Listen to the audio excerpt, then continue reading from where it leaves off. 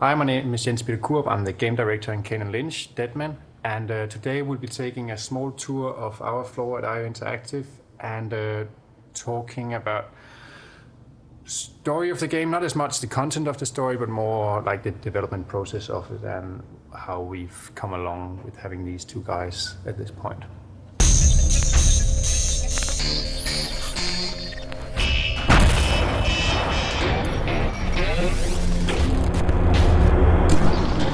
Kane Lynch is now our first game. We've done a handful of Hitman games, and we've taken a lot of the grittiness from there and make it a little bit more mature and a little bit more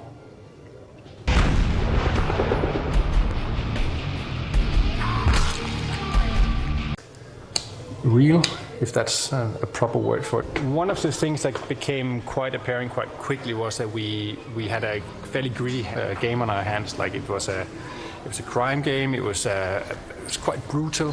And one of the things we've been doing with Kane Lynch is to try and have more reason for the action. Like we play the level, we do the things because Kane Lynch have to. I don't have to listen to your shit. So even though we strive to make everything in the game matter to Kane Lynch, historically we also always been a company that does scenario-based game design, which means that we really want this location, let's try and see if we can mold it. So a lot of our inspiration for the story is also that we say we would really like this bust out, we would really like this bank robbery, and if we could get out in this kind of violence. Like these are very early inspirational stuff that's very nice for when you work with a story to say this is where we would like to go. It also gives a very good indication of what people on the team likes to work with. Just keep it cool. Having young guys, like if you look at this guy,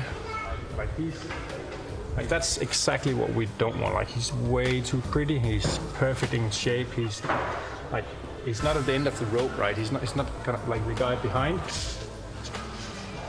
This is more the atmosphere that we've been looking for. Gritty characters that kind of fitted in the storyline that we were looking for. When we started Kane Lynch, we had a little bit of a game before that, and Kane was kind of the star of it. And it was a single-player story thing that was going along, but Lynch was there as a bystander, almost a sidekick.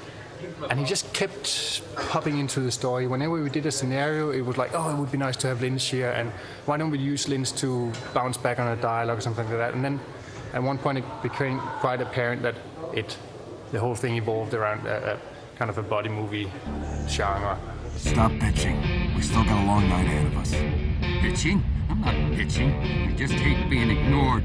It's not a game where you have to sit and, listen to story, play difficult gameplay or anything. I think we've hit a pretty nice mix of giving you some background info, giving you some character, giving you some reason to not like these guys.